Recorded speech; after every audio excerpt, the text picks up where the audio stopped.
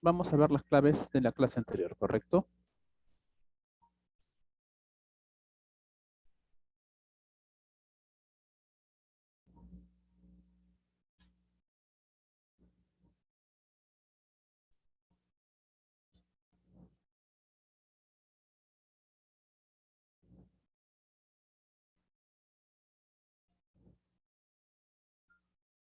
Ahí está. Entonces, uno es barco, 2, avión, 3, barco, 4, dado, 5, casa, 6, enano,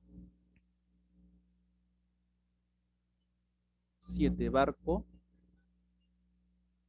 8, enano, 9, casa y 10, avión. No sé si tienen preguntas, chicos, sobre la evaluación. ¿Alguna cuestión que no haya quedado clara? ¿Alguna pregunta que les pareció difícil? ¿Mm? ¿Todo bien?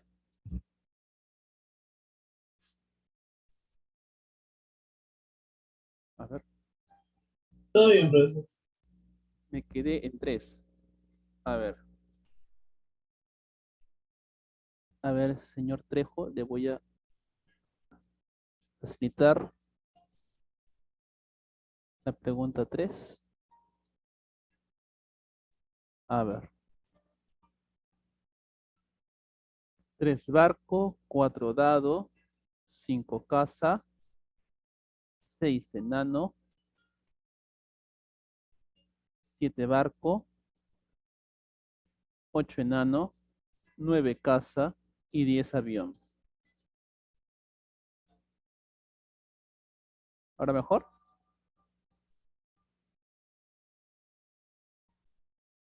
Bien, espero que sí. Espero que el señor Trejo haya podido. Muy bien, listo. Ahora, dejo de compartir esto y paso a la diapositiva.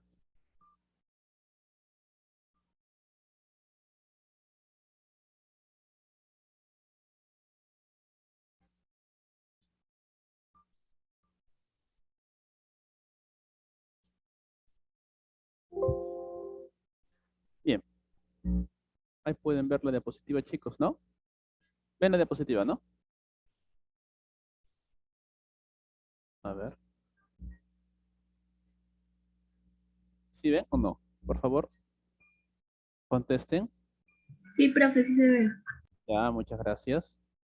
Bien, entonces, hoy día estamos en nuestra cuarta sesión ya de filosofía y la tercera es de filosofía antigua, ¿no?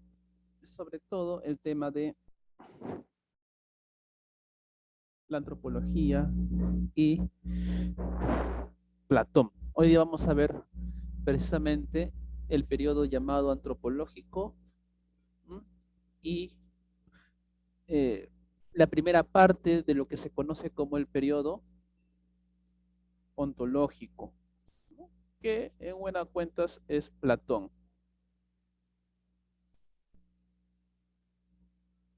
Anaxágoras, ¿no? Estamos, a ver, esa pregunta tiene que ver con la clase anterior, pero yo te respondería antes de comenzar y ahí abordar esta parte, lo que nos toca, que fue Tales, ¿ya? Tales es el primero. Bien, entonces, retomando el tema, ¿ya? Volviendo a lo que nos incumbe hoy en día, que es el periodo antropológico y Platón. El periodo antropológico, como ya imaginas, tiene que ver con el estudio del ser humano. Antropos viene de hombre, logos viene de tratado, teoría. ¿Mm? Esta etapa va a enfrentar a dos posiciones. la posición de los sofistas y la posición de Sócrates. Los sofistas, vamos a ver, eh, son conocidos como los maestros de la época, mientras que Sócrates va a ser considerado, y es considerado aún, el iniciador de la reflexión sobre lo universal, además de ser maestro de Platón, ¿no? El periodo ontológico, lo que corresponde ya a la segunda parte, tiene que ver con el estudio de la realidad. Platón nos va a ofrecer una teoría sobre la realidad. A ver, hay una pregunta. Ah, no, ya. No te preocupes. No te preocupes, Raquel. Lo que pasa es que a veces digámoslo así, no es muy saludable cortar la exposición para retrotraernos a una pregunta anterior, ¿no? Porque corta el hilo de la argumentación. ¿Mm? Pero no te preocupes, está bien, todas las preguntas son bienvenidas. Entonces, retomando, les decía,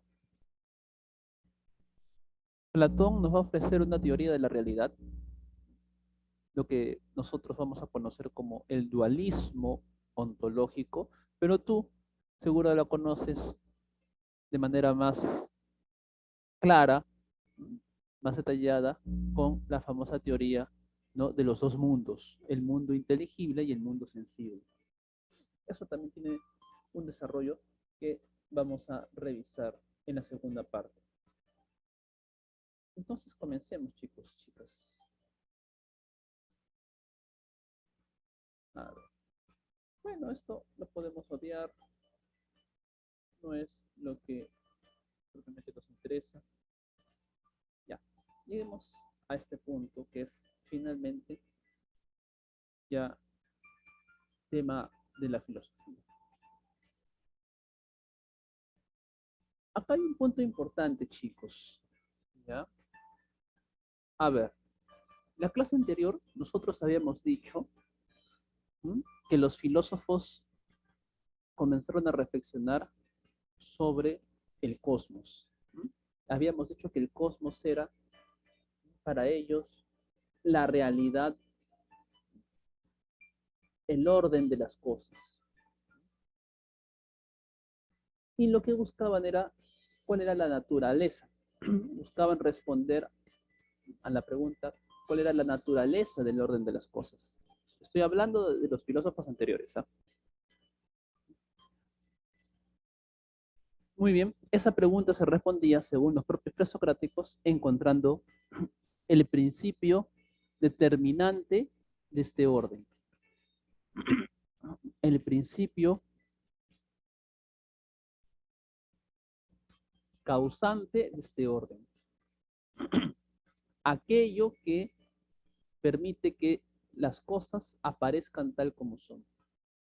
Y para los presocráticos, ese principio, eso que hacía que las cosas aparezcan como son, eso que generaba el orden de las cosas, de la totalidad de cosas, eso se llamaba Argel.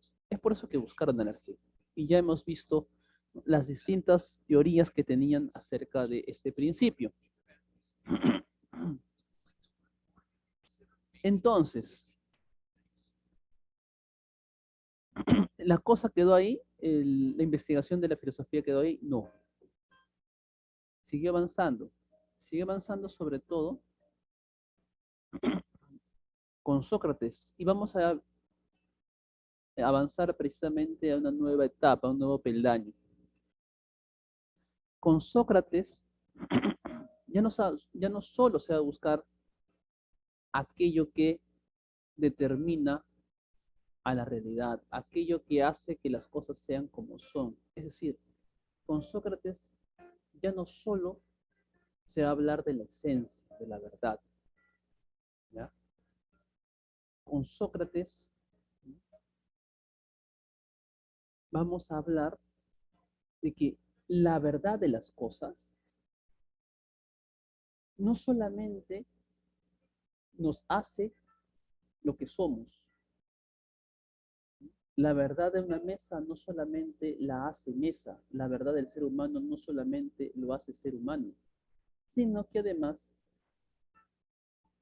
aquel o aquello que expresa esa verdad, que encarna esa verdad, ¿sí? Es el mejor ejemplo de lo que es.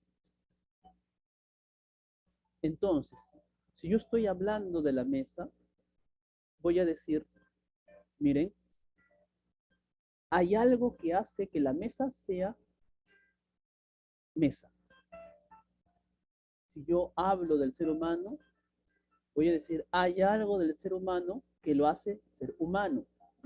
Si yo estoy hablando del caballo, voy a decir, hay algo del caballo que lo hace caballo. ¿Cómo se llama ese algo? Se llama verdad, esencia, verdad. La esencia de la mesa la hace mesa. La esencia del caballo lo hace caballo. La esencia del ser humano lo hace ser humano. La esencia, para todos los casos, es la verdad. Muy bien. Pero Sócrates avanza y dice, pero además,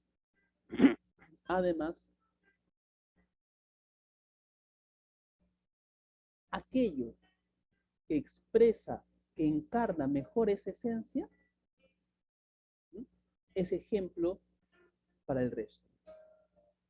En el caso de la mesa, aquella mesa que encarna mejor, ¿sí?, la verdad de la mesa, la esencia de la mesa, será la mejor mesa que podamos encontrar. Aquel caballo que encarne mejor la esencia del caballo será el mejor caballo. Aquel hombre que encarne mejor la esencia del hombre será el mejor hombre. Entonces, la esencia, la verdad, no solamente me hace ser lo que soy, sino que además me convierte, ¿sí?, le encarno, me convierte en un ejemplo, en la mejor versión de lo que soy. Me hace bueno. Te pongo un ejemplo más sencillo, si quieres. Imaginemos, pensemos en mesas. Hay distintas mesas. Todas, ¿no?, son mesas. Hay mesas astilladas, mesas cojas, mesas despintadas, mesas chatas que son incómodas para sentarse, mesas altas que no te permiten poner tus cosas correctamente, ¿sí? Pero también hay mesas que son cómodas, que te permiten estudiar, que están bien cuidadas, etc. Todas son mesas, pero solo una es la mejor mesa. Solo una es la mesa buena. ¿Y por qué será la mesa buena y el resto no? Porque expresa mejor lo que es, cumple su función. ¿Ya? Y lo mismo pasa con los demás, con los caballos, ¿no? Hay caballos viejos, chatos, cojos, tuertos, delgados, flacos, gordos. Todos son caballos, pero solo uno o un grupo de ellos encarnará mejor lo que es un caballo, expresará mejor lo que es un caballo. ¿Y cómo lo expresa? Cumpliendo la función, cumpliendo de mejor manera la función del caballo. Y a ese llamaremos buen caballo. Lo mismo pasa con el ser humano. Hay tipos viles, ruines, idiotas, crueles, malvados, corruptos. Hay seres humanos de toda calaña, pero solamente a uno lo llamaremos bueno. Y lo llamaremos bueno porque expresa mejor lo que el ser humano es.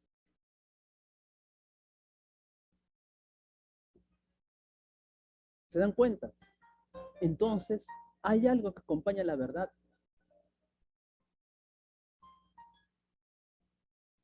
lo que acompaña a la verdad es el bien.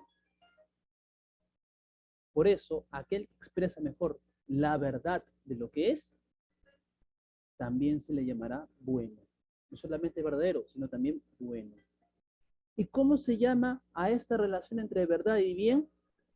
Se le llama virtud. Entonces, al mejor caballo se le llamará caballo virtuoso.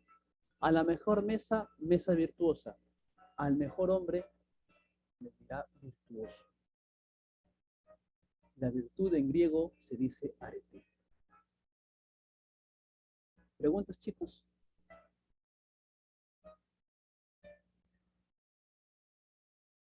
¿Se entendió? ¿Se confundieron? ¿Se perdieron? ¿Qué dicen, chicos?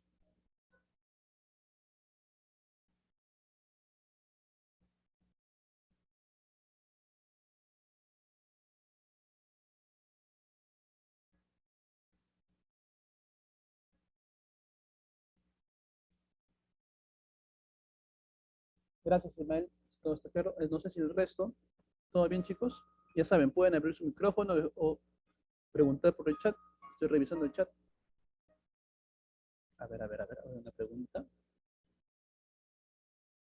Entonces, si te digan, que te digan virtuoso era el mayor halago que había en Grecia. Exacto. Muy bien, señor Juan. Exacto. Decirte virtuoso era lo mejor que te pueden decir. Porque no solamente te están diciendo que eres verdadero, sino que además te están diciendo que eres la mejor expresión de lo que eres. Eso te están diciendo. Es por eso que en la etapa antropológica la pregunta es, ¿quién es la mejor expresión del ser humano? Es decir, ¿quién encarna mejor lo que el ser humano es? ¿Quién es el hombre virtuoso? ¿Quién es el ejemplo de ser humano? ¿Mm? Entonces, todo bien, chicos, avanzamos.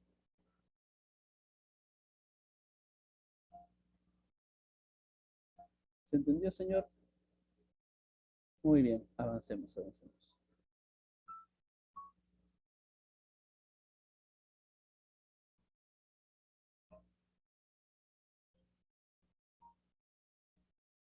Muy bien. A ver, ¿cuáles? Vamos a ver precisamente quiénes intervienen en este debate.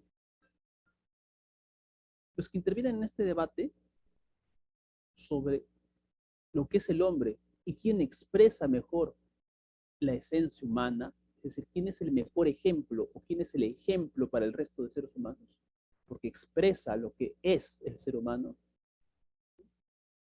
En ese debate participan los sofistas y Sócrates. Bueno,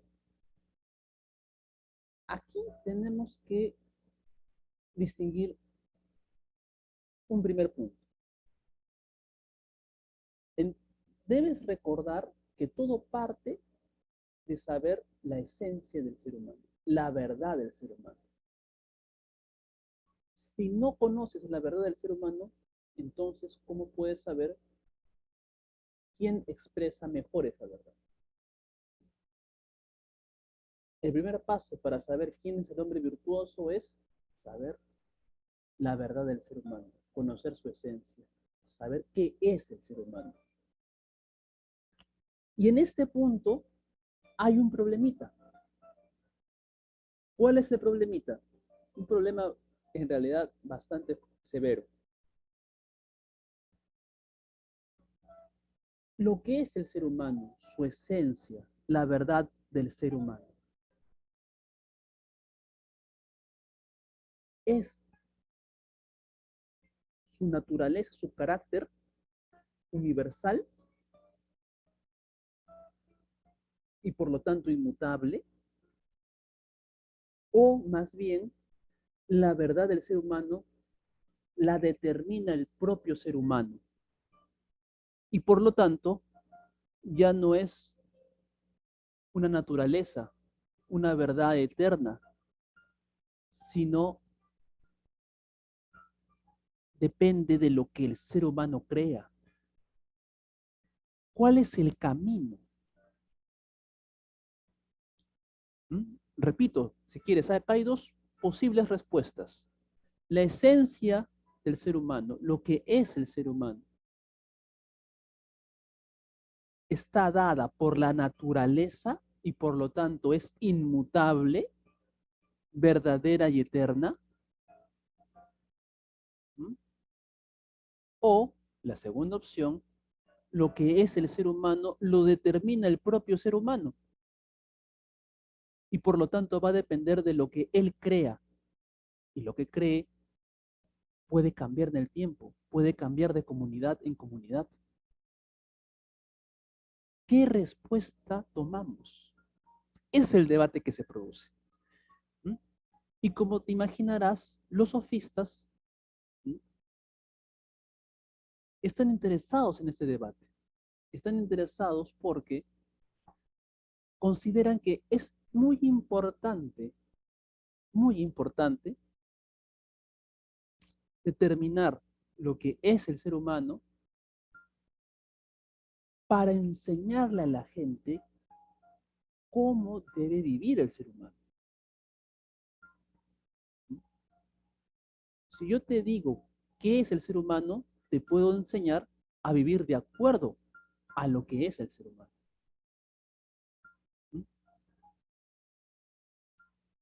Vivir de acuerdo a lo que es el ser humano significa dar leyes en beneficio de la vida humana, de la vida del ser humano.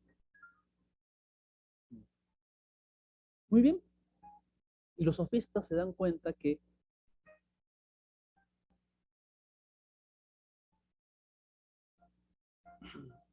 conversar, dialogar, argumentar y convencer es importante para influenciar a las personas a vivir de acuerdo a una determinada creencia.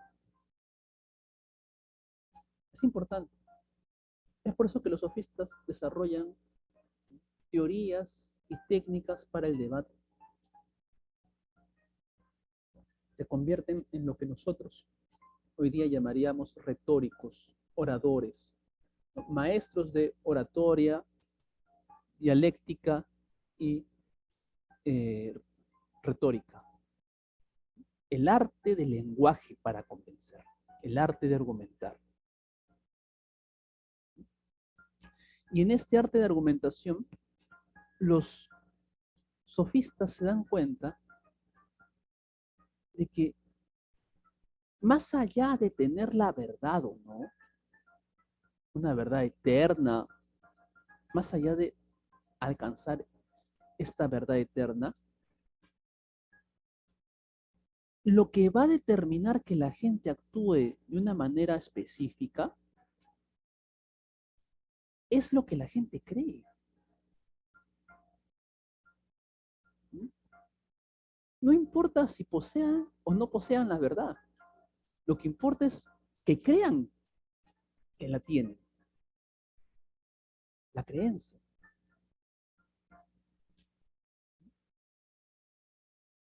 Y se dan cuenta los mismos sofistas que la creencia se siembra, se cultiva y se desarrolla a partir del convencimiento. Entonces, para los sofistas,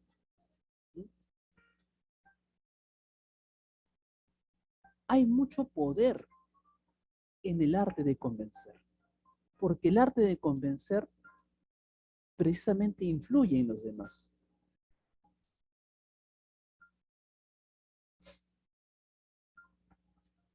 Y esto es finalmente lo que enseñan. Enseñan a manejar el arte de convencer para sembrar creencias. Y llegan a tal punto los sofistas que dicen, en realidad no sabemos si podemos alcanzar la verdad, pero de lo que sí estamos seguros es que el ser humano tiene algo que se diferencia, ¿no?, del resto de seres. poseen el arte de convencer. Y de eso sí estamos seguros. Por lo tanto, dicen los sofistas, lo que distingue al ser humano es su capacidad de manejar lenguaje y convencer a las personas con el lenguaje.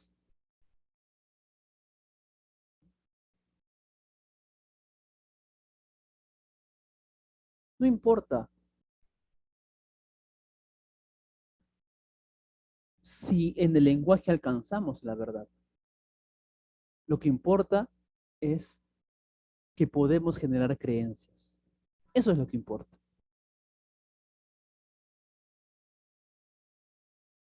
Y cuando los sofistas destacan la técnica y el uso adecuado, correcto y hábil del lenguaje, comienzan a pensar que esa podría ser la esencia del ser humano. Su capacidad y manejo del lenguaje para convencer, para el convencimiento. Su capacidad de generar creencias que influyen en los demás.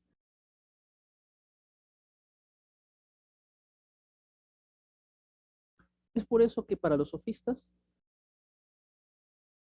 las leyes de la ciudad no nacen de la naturaleza inmutable, eterna, no. Nacen de las creencias que poseen las personas. Si tú crees que eso es lo correcto, entonces lo vas a avalar, lo vas a defender y lo vas a justificar. Si tú crees que es dañino, entonces lo vas a rechazar. Y no importa si los vecinos piensan diferente. Lo que importa es lo que tú creas, porque dependiendo de lo que tú creas, así vas a actuar.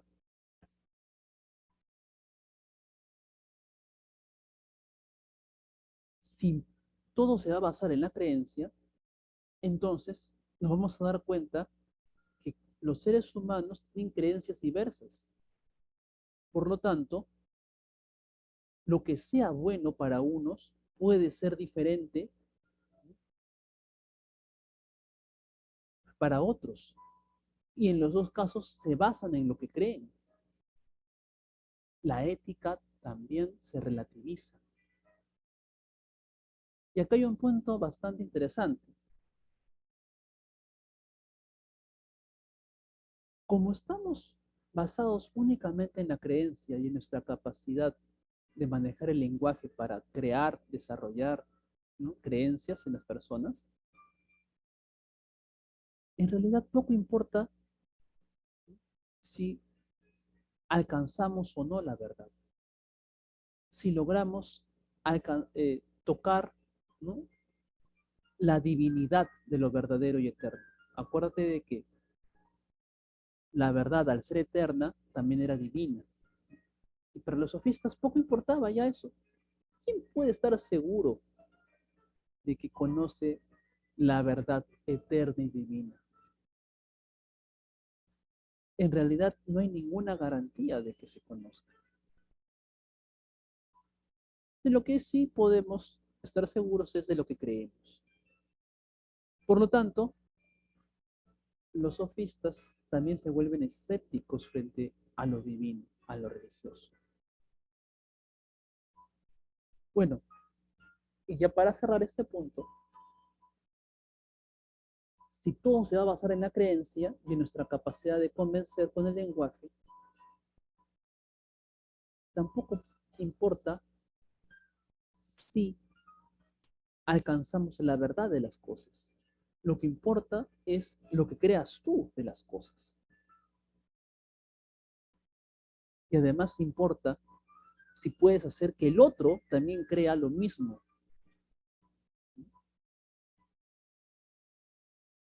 El máximo representante de esto es Protágoras, un maestro de sofística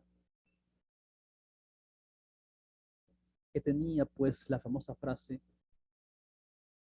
homo mensura, el hombre es la medida de todas las cosas. ¿Mm? Es decir, la que cree el ser humano finalmente va a ser lo que son las cosas. No sé si acá tienen preguntas, chicos.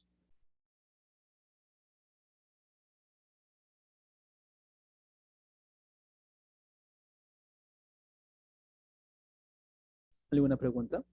¿Todo claro? Resumiendo entonces, chicos, ¿ya? Lo que es el hombre, ¿m?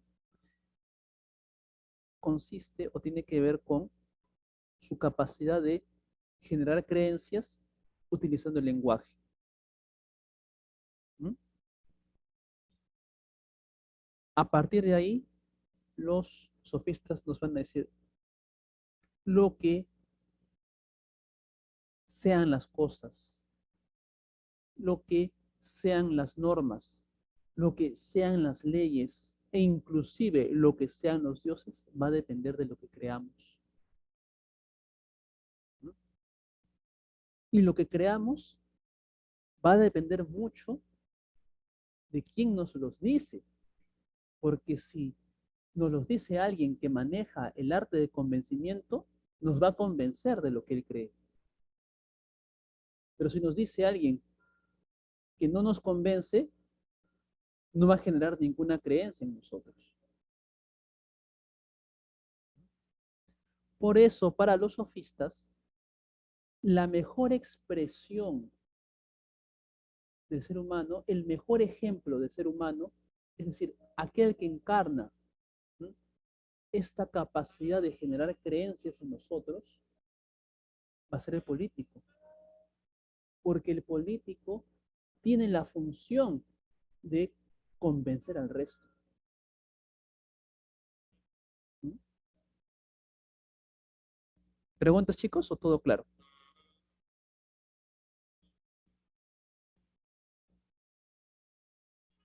¿Todo claro? ¿En serio? Muy bien, chicos. Ya saben, cualquier pregunta la pueden hacer siempre por el chat o abran su micrófono. Si no hay preguntas, avanzamos.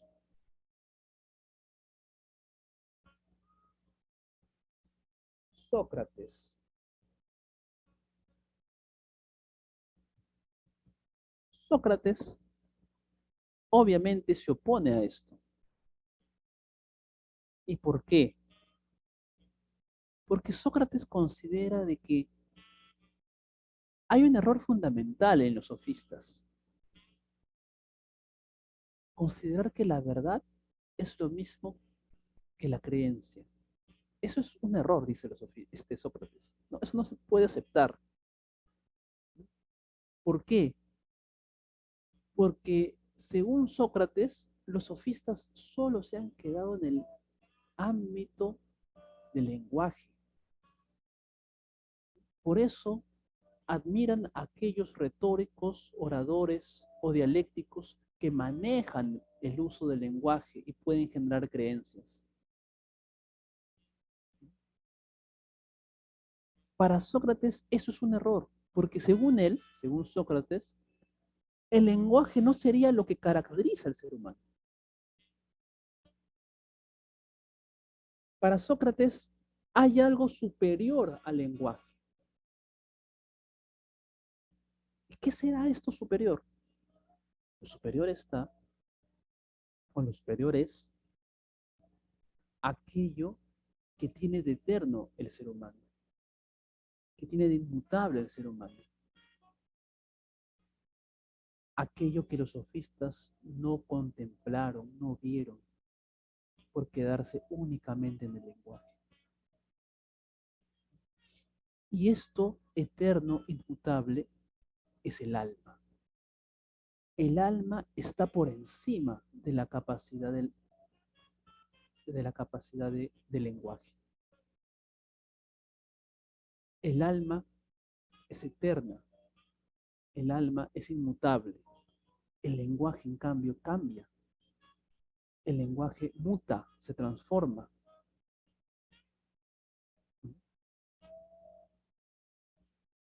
Entonces, Sócrates quiere más bien replantear todo a partir de lo eterno en el ser humano, de lo inmutable. Quiere replantear todo a partir del alma.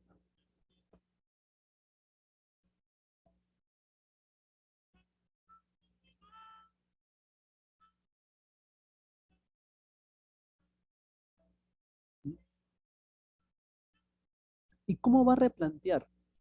Sócrates no es tonto, ¿no? Sócrates sabe, es consciente de que las personas no son conscientes de su alma. No la tienen pues a la vista, no es algo que se nos aparezca o que sintamos, no. El alma requiere más bien una inspección, una búsqueda que debe partir de lo conocido. Y lo conocido precisamente es el lenguaje, son las creencias del lenguaje, las creencias de la vida cotidiana, ¿no? Que se articulan precisamente en nuestro lenguaje. Por eso, Sócrates está pensando, ¿no?, avanzar a partir de lo que los sofistas dejaron. Los sofistas se quedaron en el lenguaje. Bueno, nosotros avanzaremos a partir de ahí. Y el camino que nos propone Sócrates es el camino de la mayéutica, el método para avanzar hacia lo eterno e inmutable, hacia el alma. En este punto, chicos, no sé si hay preguntas o todo claro.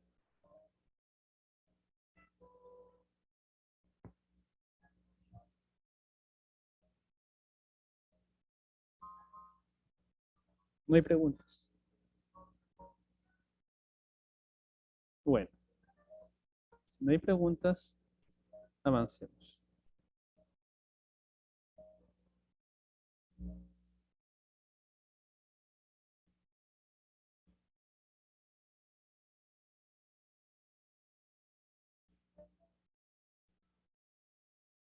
A ver, ya. Muy bien. Entonces les decía que Sócrates había planteado buscar lo eterno, lo inmutable, ¿no?, para ir más allá de los pasos que dieron los sofistas. Los sofistas se habían quedado en la creencia y en el lenguaje.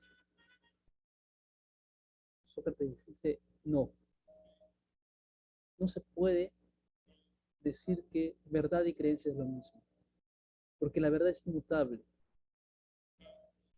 Más bien hay que tratar de avanzar hacia lo inmutable y eterno, hacia el alma.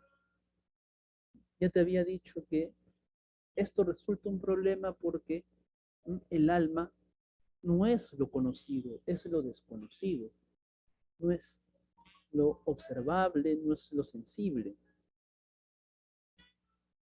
Lo que es más bien está ahí al frente de nosotros o nosotros lo conocemos de manera inmediata es la creencia. Eso sí, eso está, como se dice, a la vista, es información inmediata. ¿Cómo avanzamos? Bueno, Sócrates tiene primero un camino destructivo, es decir, tienes que darte cuenta que lo que crees no es verdad. Tienes que deshacerte de tus creencias. Ese es el primer paso que da Sócrates. Deshácete de tus creencias. A ver, hay una pregunta. Ah, muy buena pregunta. ¿Sócrates llegó a conocer su alma? Bueno, en tanto nos plantea el camino hacia la mayéutica, hacia lo eterno, y en tanto genera la reflexión filosófica, uno podría decir que sí, que esté en contacto con lo eterno. Además, déjame decirte, Ismael, que esto lo comentan algunos historiadores. Sócrates siempre afirmaba tener un daimon, una suerte de demonio una suerte de espíritu que lo llevaba más allá del sentido común. Entonces, si la pregunta que me haces tiene pues eh, la intención de saber si Sócrates tuvo una suerte de experiencia trascendental, ¿no?, que lo llevara más allá del lenguaje y las creencias de lo observable, algunos historiadores señalan de que sí. Bien, avancemos. Entonces les decía, chicos, resulta que el primer paso es destructivo. Tenemos que desarmar nuestras creencias, echarlas por la borda, saber de que lo que creemos no es verdad, de que las creencias son falsedades, o más que son falsedades, no son nada, y por lo tanto creemos en nada, es decir, no tenemos ningún tipo de saber. Esto es difícil. ¿Por qué? Porque la gente se niega pues a aceptar que lo que cree es falso, ¿no? Pero Sócrates tiene una estrategia de cuestionamiento constante. Ataca constantemente con preguntas. Es por eso que cuando ustedes leyeran los diálogos de Platón, van a ver que cada vez que Sócrates participa de la conversación, los sofistas lo odian, porque se presenta con una, digamos así, con una actitud ingenua, preguntando, y él dice, ¿no? Yo soy un ignorante, por eso pregunto a los que saben, ¿no? Y cada vez que le preguntan a los que saben, es decir, a los sofistas, su intención es, a partir de la pregunta, llegar a la conclusión de que los sofistas que decían saber, en realidad no sabían nada. ¿Mm? Entonces, en eso consiste el primer paso, desarmar completamente nuestras creencias. Y cuando uno se da cuenta que lo que creía no es cierto, no es verdadero, que cree en nada, ¿sí?, llega a el estado en el que Sócrates se encuentra, la ignorancia. El oráculo de Delfos le dice a Sócrates que es el hombre más sabio de todos, no porque sepa, sino porque sabe el primer paso o el paso inicial para alcanzar la verdad. ¿Cuál es este paso? Reconocer la ignorancia. Cuando nos damos cuenta que la verdad no está en las creencias, no está en el lenguaje, estamos preparados para avanzar a la verdad. Y eso precisamente es la mayéutica. La mayéutica es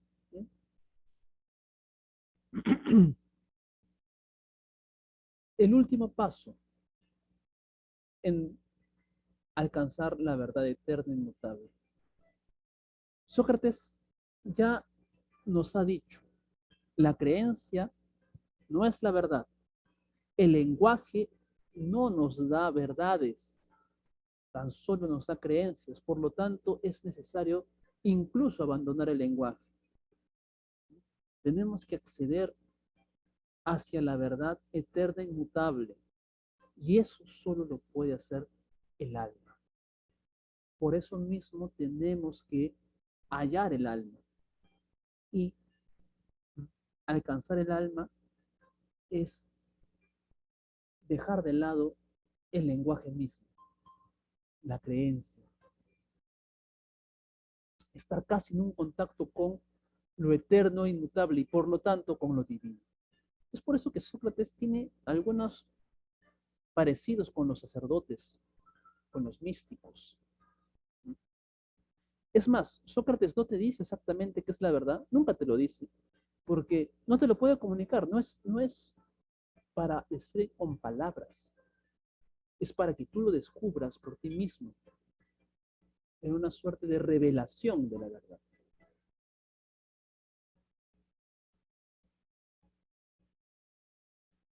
¿Se entiende, chicos?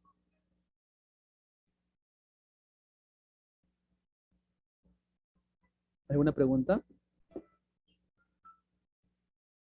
¿No hay preguntas? Muy bien. ¿Es lo que se dice? Sí, es lo que se dice. Solo sé que nada sé. ¿No? Esa es la frase que dicen a Sócrates, o que se dice de Sócrates, ¿no? Y que lo pinta de cuerpo entero como una persona, ¿no?, que reconoce su ignorancia. Bien, avancemos, chicos, chicas.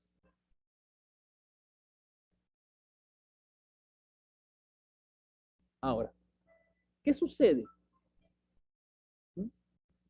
En el momento en que uno ha dejado las creencias de lado, ha superado el nivel de lenguaje y ha accedido, ¿no?, a su alma eterna e inmutable, y por esto mismo ha tenido la revelación de la verdad, la experiencia mística, ¿no?, trascendental de ver la verdad. Según Sócrates, esta persona ahora encarnará la verdad, la expresará en él mismo o en ella misma, y por lo tanto se convertirá en ejemplo de lo que es el hombre verdadero. Y esto significa ser el mejor hombre, ser el hombre bueno. Por lo tanto, aquel que alcanza la verdad inmutable y eterna es también el hombre bueno. A esto se llama ética intelectualista. Ya hemos dicho de que si esto sucede, a este hombre también se le podría llamar hombre virtuoso.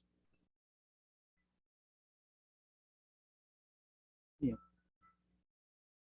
avanzamos al último punto de la clase, que es el periodo ontológico, Platón y Aristóteles. Ya te había adelantado que esta etapa se caracteriza por que nos presentan teorías de la realidad, ¿no? Platón nos presenta una teoría de la realidad. Y eso es lo que vamos a ver. A ver, algunos datos de Platón. Primero, que es discípulo de Sócrates, y vas a ver cómo las ideas de Sócrates se hacen presentes en Platón. Es más, eh, por si no sabías, Sócrates nunca escribió nada. Todo lo que se dice de Sócrates lo escribió Platón. Tanto así que Sócrates se convierte en un personaje de Platón. Platón escribió los diálogos. Los diálogos son varios libros en donde se exponen teorías filosóficas, pero a partir de una conversación, de un diálogo, ¿no?, entre distintos interlocutores. Uno de los personajes principales precisamente es Sócrates.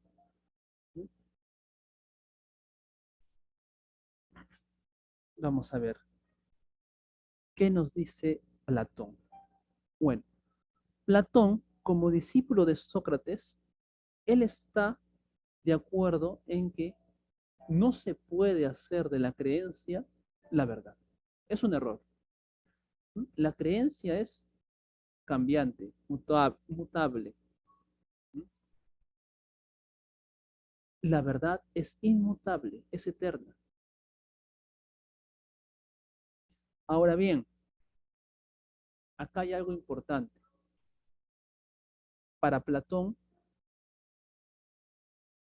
la verdad ya no solamente tiene que ver con las almas, sí, con el alma, como lo había manifestado Sócrates, sino con la posibilidad de ascender, ¿sí?, al ámbito de lo eterno, de lo divino. Con Sócrates habíamos dicho de que yo pasaba de lo sensible a lo inmutable, pero en mí, en el alma. Con Platón, el pasar a lo inmutable, a lo eterno, sobrepasa el alma. Ahora estamos hablando de un espacio, más que espacio, ¿no?, el ámbito de lo inmutable y de lo eterno, que es el ámbito de las ideas.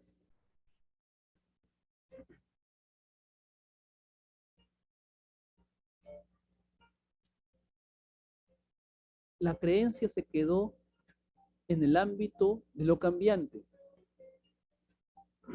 Y al igual que la creencia es lo cambiante para el cuerpo humano, las cosas también tienen un aspecto cambiante, que es la materia. Materia que es percibida por los sentidos. Estos aspectos están pues en el ámbito de lo observable, de lo cambiante, y por lo tanto son lo opuesto de la verdad inmutable. Por eso se habla de dos mundos, un mundo inteligible, verdadero y eterno, y un mundo sensible, cambiante y finito.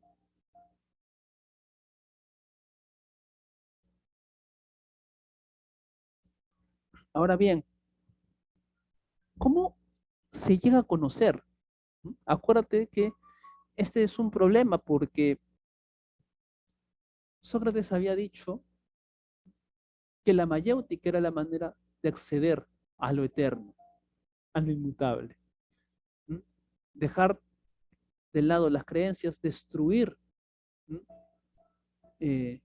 las creencias que no tenía para acceder a lo eterno e inmutable. Ese era el camino de Sócrates. Sin embargo, Platón en esta ocasión no lo sigue. Platón nos dice lo siguiente, nos cuenta un mito para explicarnos su manera de entender el conocimiento. Según Platón, en un principio estaba el alma pura, el alma sin cuerpo, dirigiendo una carroza que viajaba por todo el mundo de las ideas. Y en este viaje, el alma pura observaba las ideas eternas, la verdad de todas las cosas.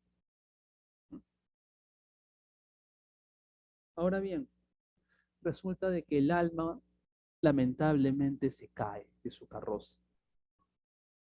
Se cae de su carroza y precisamente termina atrapado en el mundo sensible. Para ser más específico, termina atrapado en el cuerpo. Esta caída no solamente significa estar atrapado, sino también olvidar. El alma termina por olvidar lo que había visto y por lo tanto termina por desconocer las verdades eternas. El ser humano precisamente lleva esta marca del alma atrapada en el cuerpo, porque el ser humano es indesligable del cuerpo y del alma. El ser humano es un compuesto de ambos. ¿Qué tiene que hacer en esto entonces el ser humano? Según Platón, tiene que recordar lo que su alma en un momento observó.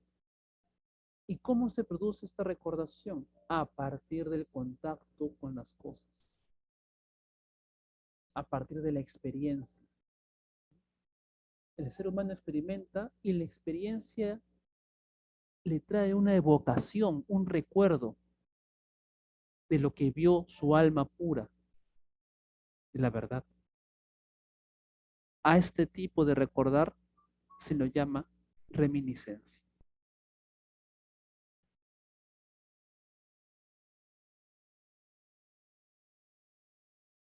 Ahora, como te decía, ¿no? El ser humano es un cuerpo, es un alma inmutable, eterna, un cuerpo sensible, cambiante. Ahora, Platón es consciente que no hay ser humano sin cuerpo, es necesario el cuerpo, ¿no? Y le da al cuerpo inclusive un tipo de alma, el alma concupiscible, el alma que lo caracteriza como un ser vivo más. ¿Mm? ¿Y qué lo lleva a ser?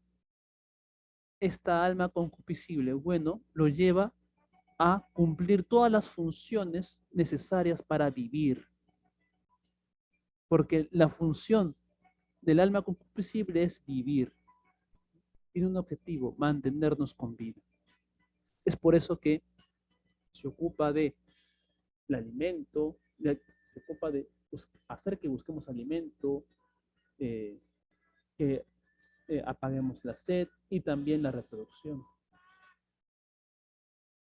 Pero nosotros, y lo sabe Platón, somos más que meros seres vivos. También somos seres humanos, seres sociales. Vivimos en comunidad. Y también hay un alma que nos permite mantener la comunidad, los vínculos con los otros. Es el alma irascible.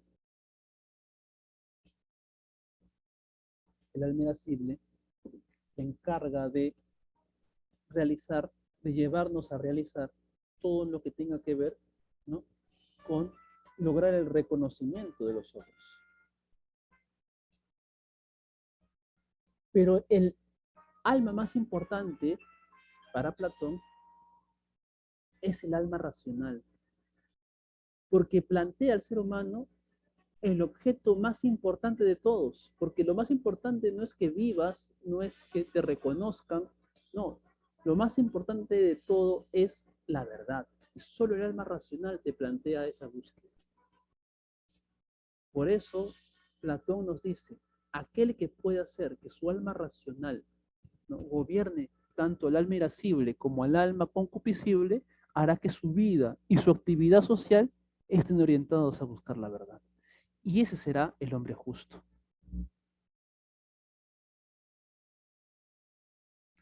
Finalmente, la sociedad, la ciudad tiene la misma organización.